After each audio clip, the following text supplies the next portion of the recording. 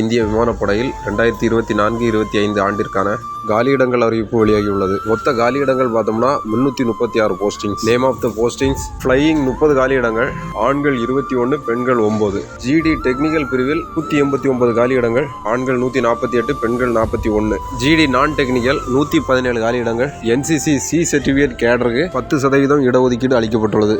Flying பதவிக்கான கல்வி தகுதி: +2வில் கணிதம் மற்றும் இயற்பியல் சார்ந்த படிப்பு முடித்து ஏதேனும் ஒரு டிகிரி முடித்தவர்கள் விண்ணப்பிக்கலாம்.